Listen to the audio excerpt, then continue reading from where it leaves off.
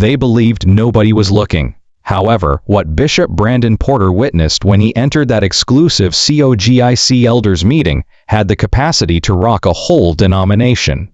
A moment that no one was supposed to see took place behind closed doors, away from the polished public declarations and Sunday morning sermons.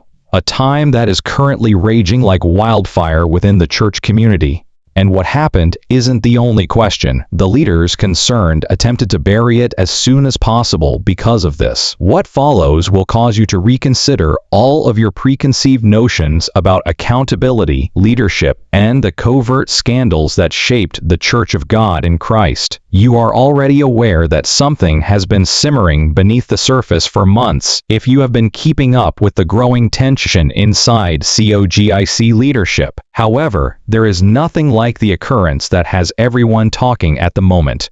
Bishop Brandon Porter, whose name is well known and respected throughout the church, entered a situation that surprised him and revealed a side of church leadership that the general public seldom sees. We're delving further into the truth of Bishop Porter's purported discovery of a group of esteemed COGIC elders consuming alcohol during a secret event tonight. This behavior wasn't merely informal. There was no miscommunication. Those familiar with the matter say that this incident set off a chain reaction of private phone calls, silent damage management, and desperate efforts to prevent the congregation from learning about it. Here's the twist though. Reactions inside the church are more polarized than ever now that the truth is out. Some are demanding responsibility, others feel that it is being exaggerated, and an increasing number of people think that this is just the start of a far larger problem. And believe me when I say that the story becomes genuinely ridiculous with what follows. Let me ask you something before we go into the specifics. Have you ever pondered the true motivations behind the pulpit lights, vestments, and titles? Because this narrative lifts the veil in a way that has never been done before. Before this episode became the subject of rumors and Facebook discussions, it started as a night that was meant to a closed-door meeting of top COGIC elders to maintain privacy. There was no revival. No program mentioned the meeting, and it wasn't an official one either. It was characterized as a relaxed gathering place for leaders to relax following a demanding week of ministry responsibilities. However, the ambiance in that area didn't feel like a casual wind-down. According to people acquainted with the event, it seemed like the sort of event when people momentarily forget titles, hierarchy becomes hazy, and leaders act in ways they would never dare in front of their followers. It wasn't initially planned for Bishop Brandon Porter to be present that evening. Indeed, others claim that he intervened without warning, either to see how the party was going, or after learning that something wasn't quite right. The plot then takes its first dramatic turn at that point. Everything in the room moved when Porter opened the door. Shock replaced the laughter. People stopped talking in the middle of sentences. Elderly people who were typically forceful and powerful all of a sudden seemed uneasy, trapped in a moment they weren't ready to explain. There were bottles on the table in front of them that weren't concealed or covert. Porter simply stood there for a while, gazing around at guys he had admired for years, men who had preached purity, discipline, and restraint, men who were seen as pillars of the church, men who had influenced thousands of people's spiritual lives, and nobody knew what he was going to say in that quiet time. According to some, he looked at the scene with dismay. Some claim he was taken aback. Some claim that although he didn't anticipate seeing it firsthand, he already had suspicions that something similar had been going on behind the scenes. One thing is certain, regardless of the reality, everything changed in that instant, because the tale doesn't get any calmer from this point on. It becomes louder, louder. The portion the COGIC leadership thought would never leave those four walls is what transpired when Bishop Porter confronted the room. However, it did. There was more than lingering stillness in that room. The entire area was engulfed by it. Those elders understood for the first time that the consequences of their behavior extended beyond a table. With the expression of Bishop Brandon Porter, a man renowned for his strict discipline, astute judgment, and zero tolerance for public humiliation inside the church, it was staring them in the face. Insiders claim that Porter did not raise his voice. He didn't have to. The room's temperature changed just by his presence. He didn't sound irate when he did speak. It was let down. The kind of disappointment that cuts more deeply than anger. He posed a straightforward query. "What is this?" According to reports, those 3 words hit like a thunderclap. At first, nobody responded. Some people averted their gaze. Others, aware that it was already too late, made a haphazard attempt to relocate bottles out of sight. A couple of uneasy giggles, as though presenting the situation as a light-hearted joke, would help ease the strain. But there was no easing of the strain. From the sermon, an elder who was characterized as often forthright and vocal attempted to clarify. He insisted that they needed time to unwind after the demands of government and said it was harmless leisure. Porter, however, was not content with that explanation, not because he lacked empathy, but rather because he recognized the bigger picture. It had nothing to do with the beverages. It was about the persona, the model, the covert way of life that infiltrates leadership beneath the brightness of the pulpit. After all, COGIC has openly praised its moral integrity, sanctity, and rigorous discipline. These leaders weren't merely individuals, they represented a worldwide denomination. These elders had vowed to defend COGIC's values regardless of public opinion. It appeared that those vows were optional in that room now. Porter is said to have reminded them of their identity, their purpose, and their commitments to God and their congregations. He underlined the gravity of spiritual influence and the ease with which a single private incident could turn into a public controversy. However, the confrontation took an unexpected turn after that, because a silent resistance started to emerge in place of regret, apologies, and accountability. Porter was overreacting, according to a few elders who pushed back. They maintained that no one needed to know what went on behind closed doors, that the church culture was too rigid, and that times had changed. Porter took a big breath, according to witnesses, and one even went so far as to comment, "It's not that serious." Not because he was agitated, but rather because he had just recognized that the bottles on the table weren't the issue. It was their way of thinking. At that point, the situation changed from confrontation to conflict, because the church is still dealing with the fallout from what Porter said next, which was composed but firm. This narrative could have ended quietly if the actual confrontation had remained in that room. A stern reminder of COGIC tradition, a discreet disciplinary hearing, or perhaps some behind-the-scenes apologies were all possible. However, it was not the case. Because, like a spark catching dry grass, rumors were already circulating before the next morning's daybreak, moving from inbox to inbox and group chat to group chat. This is the startling reality. There was a decision made in that room to disclose the occurrence, nor formally, nor via church channels, but in private, discreetly, and with great care. A fuzzy snapshot taken with a phone held low enough to evade discovery started making the rounds among a few trusted people, according to sources with knowledge of the matter. It showed enough but not enough faces. The bottles, the table, and the scene. A brief statement asserting that Bishop Porter was extremely troubled by what he saw was included with the picture. There were no names mentioned. There were no specific charges made. Nevertheless, people started making the connections in a matter of hours. The plot then takes a drastic turn at this point. Not because the picture was the first to be made public, but rather because the responses that took place behind the scenes showed how split leadership actually was.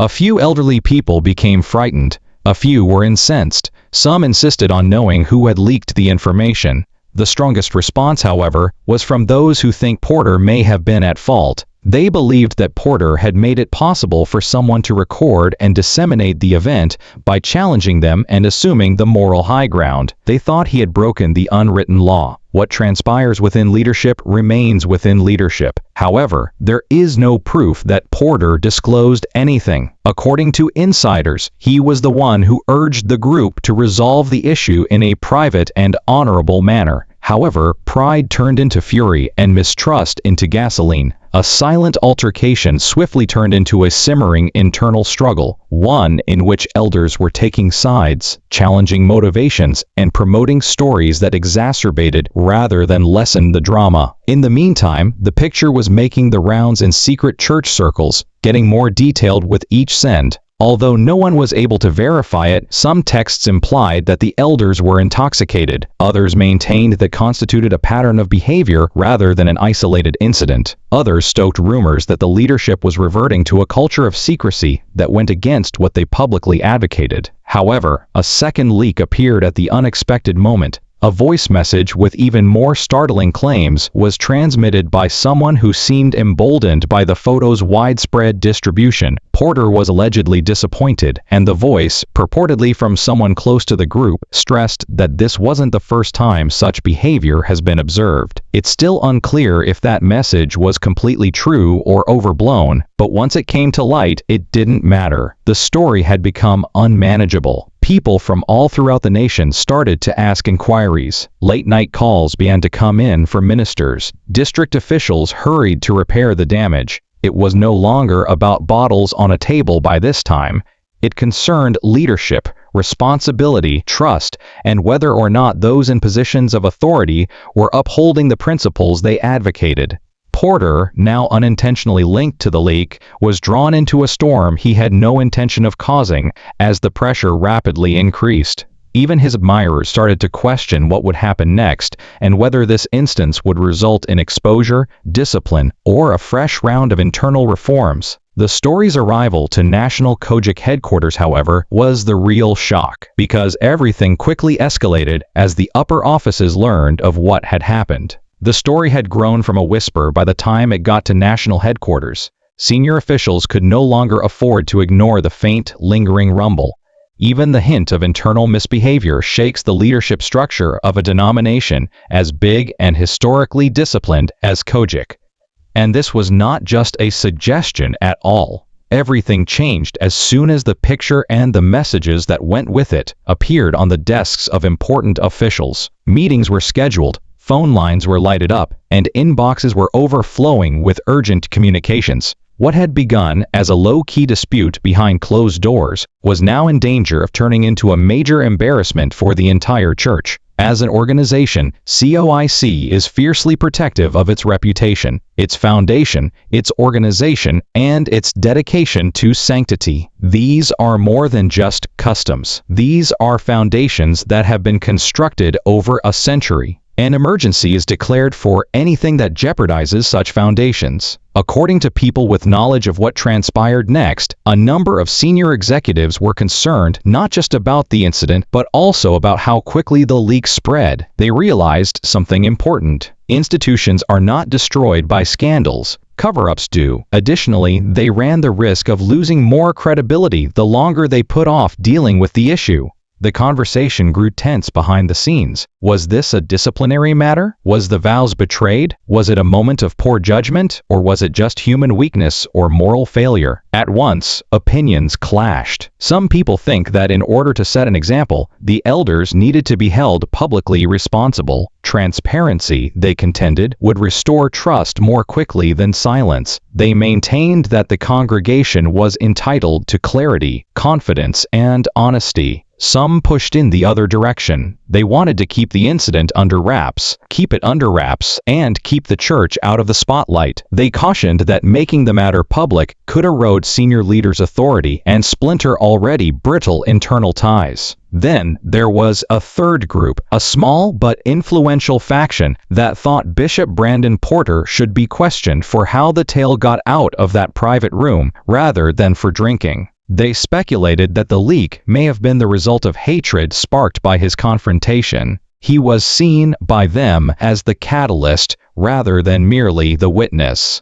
Porter never saw the increased level of conflict that resulted from this. He was dealing with more than just elderly people who had made dubious choices. At this point, he had to deal with politics, suspicions, and the delicate tension of ecclesiastical authority. But the narrative kept becoming bigger while headquarters argued. Bishops in the area learned about it. Concerned church mothers started calling pastors in several locations late at night, asking, "Did you hear what happened?" The youth leaders were perplexed. Members who were not usually involved in church politics became entangled in the drama. The incident had taken on symbolic meaning, signifying something more profound than a few drunken elders. It symbolized the widening gap between the public perception of leadership and the reality that exists behind closed doors. At this point, Porter was under increasing pressure. A private meeting was summoned to him. According to others, the tone was quite formal, cautious, and serious.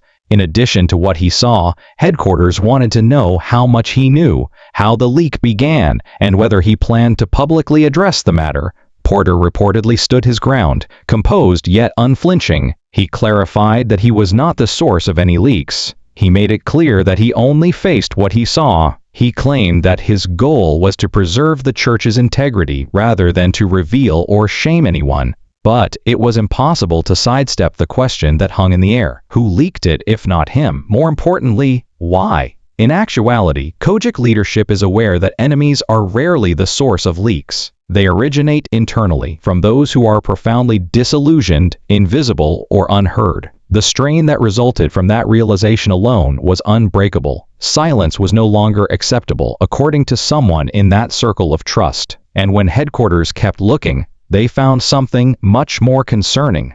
This was not the first time that seniors had been discreetly criticized for their private activities. This was hardly the first instance of leadership dismissing concerns. Furthermore, this may not even be the worst incidents. Everything changed after that realization, since the story was no longer about a single night. It had to do with a pattern, a trend that the ruling class could no longer deny existed. As tensions increased, leadership became more polarized, and churches started to speak candidly. Headquarters made a move that would shake the denomination as a whole. The judgment would have a lasting impact on the future of the elders involved, Bishop Porter's influence, and the transparency of COGIC leadership. The mood inside leadership circles changed from nervous murmurs to full-scale stress when headquarters eventually made a choice. The national office was ready to act after weeks of private talks, investigations, and private interviews. However, word started to spread once more before they could even complete the announcement. Sources close to the highest levels of COGIC claim that the leadership came to the conclusion that the issue could no longer be disregarded, downplayed, or dismissed. Ignoring this most recent event ran the risk of causing more harm than facing the trend of dubious behavior among some elders, which had reached a breaking point. Headquarters thus took a decision that was both well-considered and contentious. Without making a public announcement, they would discreetly take action to reprimand the elders in question. They had a straightforward plan: deal with it in secret, make the necessary corrections, and proceed. However, one aspect of their design was overlooked: the people. Because churchgoers were suddenly invested, not just interested, social media sites turned into frenzied centers of conjecture, particularly in religious communities. Group conversations among pastors became lively. Theories were exchanged among church employees. At the dinner table, families talked about the occurrence. Additionally, the church community grew louder the more the leadership attempted to keep quiet. Bishop Brandon Porter was caught in the middle of another storm that he didn't start.